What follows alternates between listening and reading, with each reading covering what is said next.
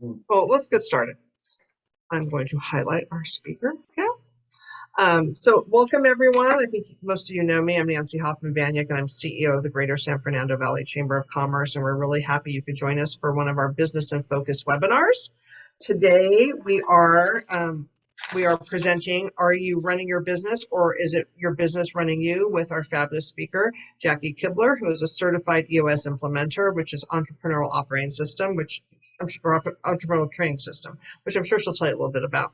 The session today will motivate entrepreneurs to improve their business and quality of life.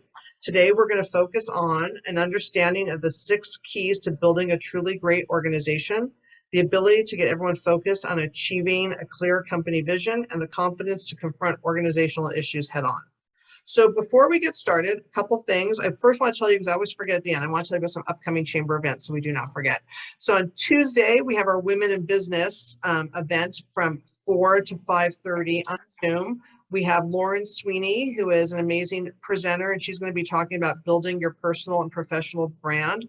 That's $10 for chamber members and $15 for non-members. If you are not a member of the chamber and you go to sign up at chamberstore.com/events, and you put in the code Lauren, Lauren, you could get in at the member rate. So we encourage you to do that. And then we have our network breakfast on August 25th, and that is in person at Braemar Country Club, and that's $25 for members and $30 for non-members if you pay before before August 22nd. And Fumi, am I forgetting any events coming up right now? Or is that I don't think so. I think that's it.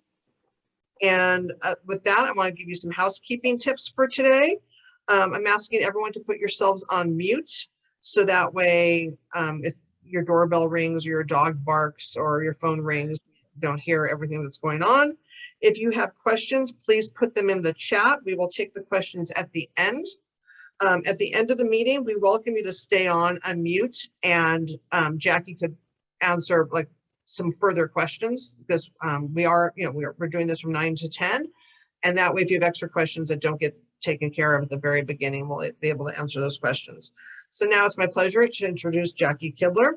Jackie, as I mentioned, is an EOS implementer, and if you're not familiar with the EOS system, it's a way to bring your company to a higher level, and the chamber actually uses Jackie as our EOS implementer to help us attain our goals. Jackie connects dots, rocks boats, and thinks boldly. She streamlines sales and operational efficiencies so entrepreneurs can take their organizations to the next level. She has 30 years experience improving businesses, including managing a global sales team at a Fortune 500 company, coaching 60 CEOs, including me, and creating a sales, recruiting, and retention strategy for local businesses. Her ability to drive change stems from observing her parents, who were entrepreneurs, and from studying successful companies, all centered on people, process, and accountability. In 2015, she discovered the Entrepreneurial Operating System, EOS, and realized how this proven process drives transformation in business when combined with discipline and accountability. Jackie launched the J.W. Kibler Group, a business and executive coaching firm, and became a certified EOS implementer. She helps CEOs get more from their business and their personal lives. And now it's my pleasure to introduce Jackie. Awesome. Thank you, Nancy. Love having the chamber as a client. Love working with you guys. And it is such a pleasure to be with all of you today. This is going to be just sort of a taste of EOS. And so let's talk a little bit about what we're going to be doing. Nancy already did the brief introduction. So, and you guys can see my screen, yes? We're good? Okay. So here's our, we're going to talk a little bit about the 5 frustrations that CEOs and leadership teams have. I'm going to share what the heck EOS really is, share the EOS model, go by going through the 6 key components, then we'll do some Q&A. And as Nancy said, if there are questions that don't get answered during the hour, let's take some time afterwards. I've got some availability for sure. So Nancy shared, so the EOS is the Entrepreneurial Operating System. It's based off the book Traction, which is written by Gino Wickman. And this is just a lot of the Traction library that we work with our clients. But literally what I do is I implement the Traction methodology, which is EOS. And the whole point of this, and I'll talk about, I'll give you examples of things that happen with the clients I have. There are lots of times when people will talk to me before they start, and they're like, hey, I keep hitting the ceiling around profitability. I have issues with retention. Nobody is going in the same direction as me. And those are times when people would use EOS. So those are things that I help people with. When we are talking to those CEOs, and this isn't just my clients, these are EOS clients, CEOs throughout the years. The company started in about 2008, 2009 with Gino, and has subsequently grown. It went from a company based in Detroit, which is still based in Detroit, to there are 450 implementers globally, around 300 of them are in the United States. And let me hang on. We've done 860,000 sessions. I learned this the other day. It's kind of funny. 860,000 sessions with about 11 to 12,000 groups, and just getting stronger every day. And I love seeing the outcome of it. So with the frustrations that people come to us with, and I'd love for you guys, just think about where you are right now. A lot of times what happens is CEOs feel like they don't have control. The business is running them. The people they don't feel like they're in control of what they want for their business. Next is profit. And I was talking about this a little bit before, they're not making the profit that they want. No one ever complains that they make too much profit, right? That's a great thing. But from a profitability perspective, I've had companies that their sales grow, but their profitability doesn't. Next is people. This is literally 74.5% of issues are wrapped around people. Employees, clients, vendors, finding people that will fill the roles that you have, particularly now. I mean, almost every single client that I have has got some open seats based on things that had happened throughout COVID. And now they're trying to find new people. Hitting the ceiling. So hitting the ceiling is, I always used to equate it to hitting the wall. It's like you don't know where to turn. You've tried these things, it's not working, and you don't have the tools to try to work your way around it. And then the last is, I call this sort of the flavor of the month. And this is, you read a book, or I used to work at Vistage Worldwide, and the day after Vistage was when all the CEOs would be excited about the speakers that would come in. Then they would go to try to implement it in their company. And then the next month they would try something else, and they're wondering why nothing is helping to change their organization. So those are the 5 frustrations of the CEOs that we've been working with throughout the years. Now, what I'd like to do is transition to you and your company. And I'll share with you the tools that I'm walking you through today. I can send to Nancy and Fumi and Bob from the chamber, and they can forward you these tools. These are just, that's just a complimentary, for you to do something. Also, if you want a traction book, I can slip one in the mail for you. You just got to let me know. So what we're doing is we're taking a 2-year journey with your business in the center of this journey. So this is your journey.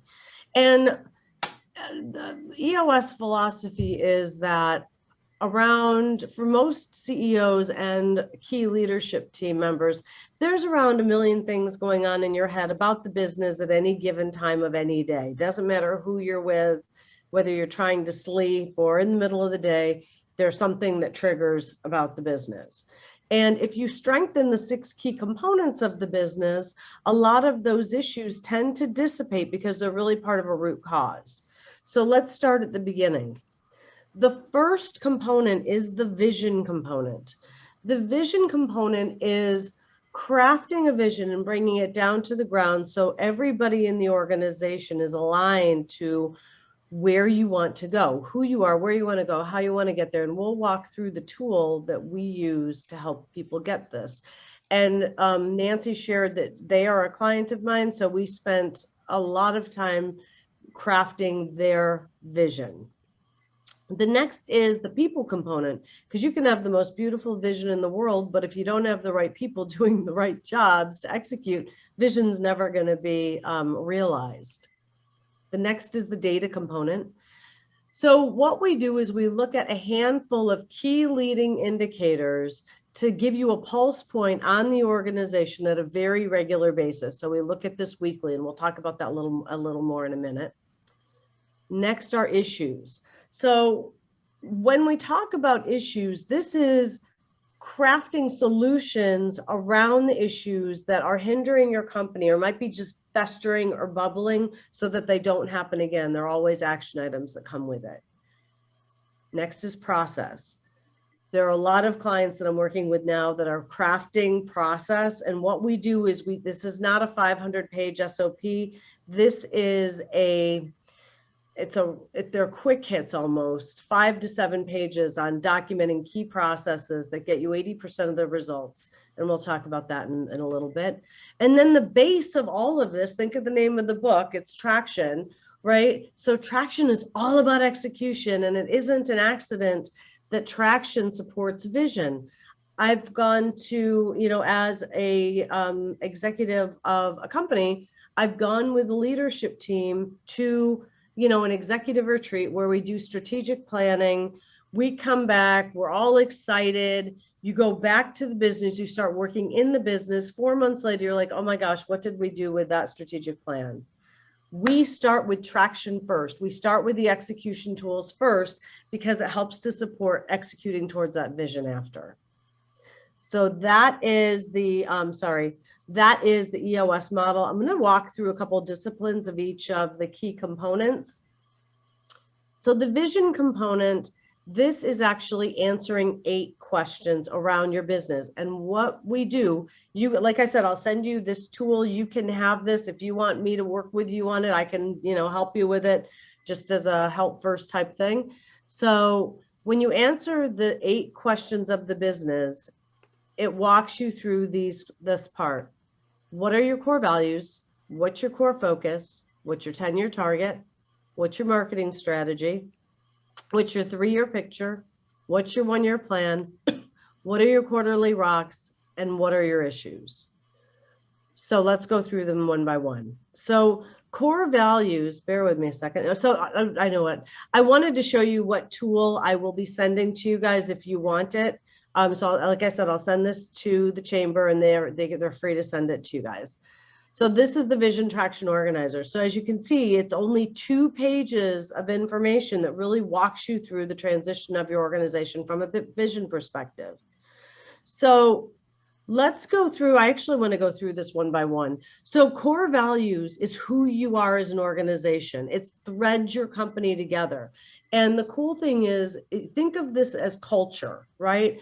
You've probably hired people that weren't really a cultural fit. It's because they didn't have that same threading of the core values that you have. And you know what? That's okay, because for every company, just that I'm working with, everyone has different core values. There might be 1 or 2 that might be the same in a few, but the way they describe them in their rollout is entirely different. They're unique to you. Core focus is what you do as an organization. And it's broken out into 2 different areas. What's your purpose, cause, or passion, which is what is your why? Think Simon Sinek, right? It's selling on your why. What's that? Why does your company exist? And then your niche or niche, and the client in Kentucky says, Jackie, it's your niche, which I just tell everybody because I thought it was hysterical. That's really your sweet spot of what you do. 10-year target is your big, hairy, audacious goal. Think Jim Collins. A lot of companies don't have it as a 10-year because they're like, I can't see out that far. My company's only been around for 5-6 years. 10 years is too far. So we're flexible in this. It can go anywhere from 5 years to as your big, hairy, audacious goal to, up to 30. I don't have any that have 30, but I do have 1 or 2 that have done over 10. And then, so now we've got who we are, what we do, where we're going to go. Marketing strategy is how we're going to get there. This is not, so if any of you are marketing organizations that are listening to this is a framework. It isn't what you do. I refer a ton of people to marketing organizations specifically because what I'm doing with them helps them at least identify a few things that then they can work with a marketing agency around to help implement and execute. So what we're doing is we're looking at what's your target market? Who are those sweet spot clients that you want to replicate? Next is, what are your 3 uniques? So think of uniques as differentiators. If you walked out into the street and went to or talked to anybody and asked them, hey, what do you do? And they told you, and you're like, okay, what makes you different than everybody else that's in your that's in your space? 9 times out of 10, you're going to get one answer, and it's going to be somewhat, I call it milk toast, but sort of like a wet noodle. There really isn't anything. It's vanilla, if you will. So we want to make sure that what you're saying about the messaging is very crisp, concise, and everyone in the organization is doing it and saying it. So what they're doing is they're branding your organization every time they walk out the door. Next is, what's your proven process? This is it's a diagram or flow chart of how you work with your clients from cradle to grave. A lot of companies like doing this because it helps to minimize objections because expectations are being set throughout the sales process. And then what's your guarantee? So this is what your pledge or promise to your clients. Then when we take a look at what your 3-year picture is. 3-year picture is, what does your business look like in 3 short months? Sorry, 3 short years. This is something that is not a 50-page document. It's like, this is all about execution. What picture are we painting with it? So I make this as rich as possible with all information out. And then we go down to the brass tactics. This is like now where the rubber meets the road. So what are we going to do with our 1-year plan? This, we only take a handful of rules. One of the leadership abilities that EOS lives by is simplify. If you've got 15 annual goals, the chances of you meeting them are slim to none because you're trying to focus on too many things. We focus on a few things to help make sure that you can knock it out of the park, take a bite out of what you want to do for your BHAG, move on to the next year. The next part is, what are your rocks? So think of rocks as 90-day goals. This is, what are the priorities? What are the bigs that you need to have done in the next 90 days? And it's funny because just like with the 1-year plan, you only want a few rocks. If you take on too many, it's challenging for you to get through them all. And then you feel like you're disappointed. Meanwhile, if you focused on just 3 or 4 things, the chances of you doing it because you're focusing on it is the ability to knock it out of the park. And then I also love this next part, which is, what is your issues list? And this is a proactive approach to what might inhibit me from meeting my rocks or my 1-year plan. And this way, when it gets closer, you've had time to think about it. You can issue it out right then, right? Find out how we can overcome this. So then you and your leadership team are all lock in step. You need to then, because you want it to go down through the organization, is you need to tell everybody about it. So there's a kickoff meeting that the CEO has. I work with you on core value speech, and it says it in the book on how to do it. But this way you're able to bring people in so they know how they impact the organization and they're aligned with what you're doing, how you're doing what you're doing. So that's the vision component at 100% strong. Let's go to people next. As I said, about 74, over 70, almost 75% of issues are wrapped around people. When we're talking about people, this is the right people in the right seat. So what we're going to go through first is the right people. What you'll see on here, we'll pretend these are employees, right? And what we do is we have our core values, which I'm not sure why the core values didn't pop up. You would have your core values listed in the diagonals above, and then you would rate people on them. And the thing with rating, this is not some like scientific rating system. If I live a core value, most of the time I get a plus. So that's Sally, right? Sally almost always lives the core values. George does it some of the time. And then John does it none of the time. So if you're looking at core values as who you are, and you have someone with a bunch of negatives across it, they're probably not a good fit for your organization. And they're probably cancerous to what you're trying to achieve. So these are things that come out when we are meeting with people on organizations to ensure that what they've got will help them get to the next level. Because if you think about it, what got you to 1 million won't take you to 5, won't take you to 10, won't take you to 20. You've always got to evolve and revolutionize yourself, right? To help get yourself to the next level.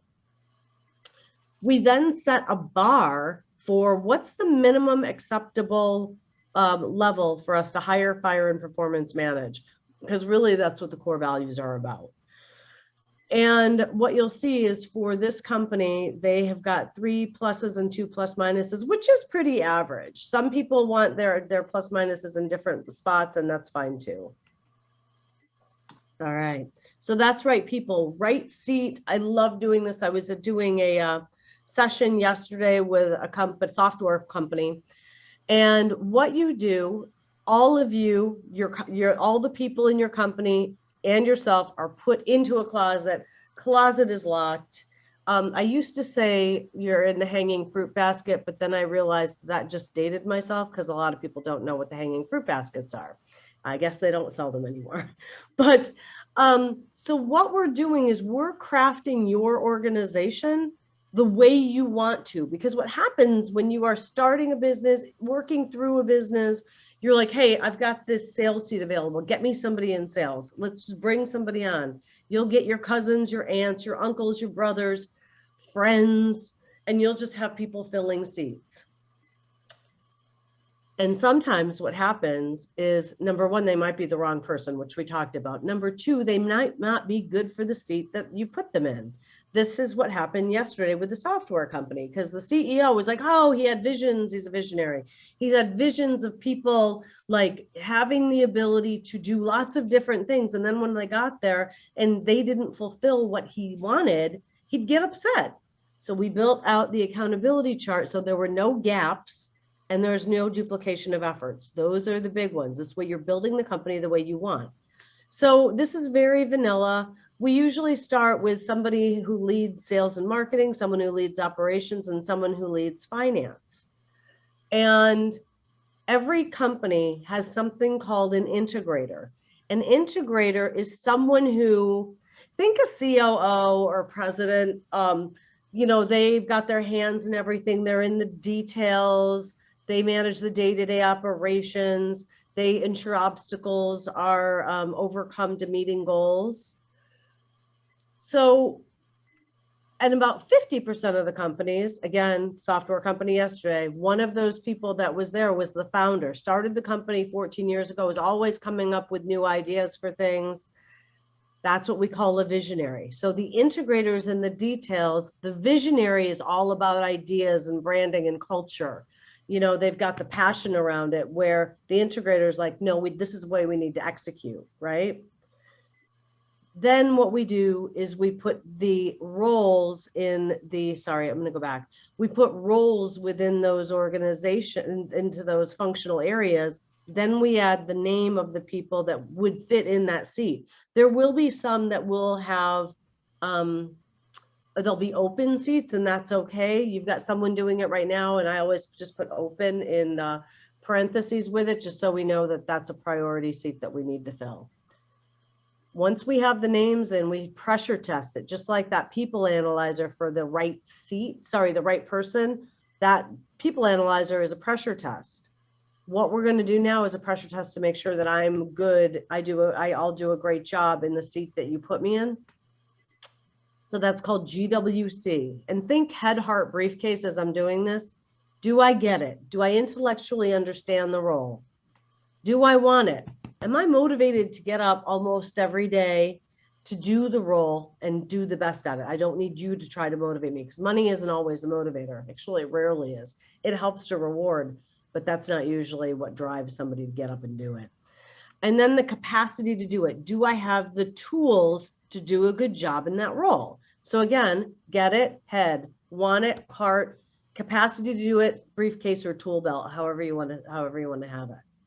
So that is, and this is what should have been in the other people analyzer part. You have this all at the people and when on the people analyzer. This way, when you're doing performance management or hiring, you'll want to have a yes in all three areas. Data is the next component. And this one is, it's really, it's simple. Sometimes people try to overcomplicate it, but again, one of the leadership abilities is simplify. So what we do is we look at a scorecard, a weekly scorecard. And inevitably, when I'm talking to people, they're like, well, we only look at that once a month. And I ask them, okay, how many times have you ever been burned by getting it once a month? And everyone, almost every single time says, yeah, it's happened. So this helps to make sure that you're not burned, and because you'll be able to catch it before it gets too bad. So what we do is we just look at who's accountable, because everything with EOS is around accountability, right? That's what that accountability chart was that we just built. Who's accountable for the number? Whoops, where'd my mouse go? Who's accountable to it? What are we measuring? This is a leading indicator. So it wouldn't be what I sold last month. It's how many proposals I have out today, right? That's what we're looking at. What is my weekly goal? And then we just start measuring it. It's a 13-week look back. You have the ability with some of the software partners that we use that you can, you pretty much can look at archives from way, way back. So that's the right seat. Sorry. Here are just some examples of scorecard metrics that people have used. So we've got weekly revenue, cash balance, sales calls, sales meetings, proposals, closed business, customer satisfaction, accounts receivable, accounts payable, and errors. So that goes through the organization. Utilization also. That's funny. We were sitting on a level 10 with that one. And then everybody in the organization has a measurable. I always use this example just because it's easy to understand. If somebody has a receptionist, you'd always want that receptionist to answer the phone in 2 to 3 rings. That's a measurable that if that person doesn't do that, probably wouldn't be on your scorecard, but it would be something that you would want to have happen, right? So that is data at 100% strong. All right, so let's look at issues. I love issues. So with issues, we have what's called an issue solving track. And I know this is a lot of information. That's why we'll be, whoever wants to stay on afterwards can ask questions, and there'll be time at the end for us to ask questions around things. Again, I can send a book to whoever wants one, and I'll send the tools as well. So issues, we have an issues list and something called IDS. So let's take a look at the issue solving track. The issue solving track, we identify an issue, the real issue, we discuss it, and then we solve it. What I love about EOS is that, and you'll see this in the book, is that we identify the issue, but we only discuss it once. All information is put on the table once, so you don't have somebody soapboxing for a half an hour. And I mean, I'm sure some of you might have been in meetings where you go into a meeting and an issue is brought up, you discuss it ad nauseum, and then time runs out. And you look at your colleague and you're like, did we even do anything with that? So what this does is it makes sure that you have some sort of actionable solution for every issue that is brought up. And you're looking at that on a weekly basis, which I'll share with you when we get to the traction side. Process is next. What we're doing is we're looking at documenting a handful of core processes. So let's take a look at what some of them might be. They're around people, marketing, sales, operations, accounting, customer retention, customer service. I usually, with the clients that I have them come up with a list based on the parts of the organization that they oversee. We put what it is, who's accountable to it, when it is due. And then I give them cheaters on how to write it, because lots of times people are like, oh my gosh, we need process, we need process, we need process, but then they never go to write it. So I'll share with you, let's go to the next slide. Actually, I'm going to stop sharing for a minute so I can show you. Everybody has, a phone, and I have an iPhone. Not everybody does, but usually people have some form of a note section on their phone. All I do to document how people need to be trained to my way of doing things in the organization is I just hit record and I start documenting it that way. Then I email it to myself, I put it in a template, and then make it my brand, and that's how I train people on it. So it saves people a ton of time, because all you're doing is you're dictating, emailing it, fixing it up, and going to the next one. So let's share the screen. People like that, so I hope you guys got something from that as well. We want to train everybody in the organization to your way of doing things. So what does that mean? If I was there 10 years, I'm still going through training, because let's just say you bring in somebody new, you start them training with Richie. Richie has been there for a few years. Richie's like, I'm going on vacation next week. Sorry, see you later. And then we go to Nancy. Nancy has a different way of teaching you. So we're all learning different ways to do things, right? So we want to make sure there's consistency, which helps from a scalability perspective and helps you to elevate, right? All right. Traction is the last one. When we look at traction, we talked a little bit about rocks, right? Those are the priorities for the company. But if you want to take a look at one thing to take away from this, and I know when you guys sit in on these, it is, and for all of us that sit in on them, we've all been Zoom inundated forever now, it seems like. The one thing that I would have you as a takeaway with, just from a, hey, I can start doing this now, is what the weekly meeting. So let's walk through what the weekly meeting is. This is called a level 10 meeting. And with this meeting, you have got the same agenda every single week. You have it on the same day, same time. We already said same agenda, starts on time and ends on time. The ends on time is big because lots of times, people will go on forever because they're letting people talk where, probably it doesn't help the organization in one way or the other. So let's look at this. We always start with some good news. This helps you from going in the business to working on the business. Think of any type of groups that you've been in where it's like, okay, well, let's do a quick check-in. That's all this is. Then we go through the scorecard. Remember how when we went there, we're looking at leading indicators.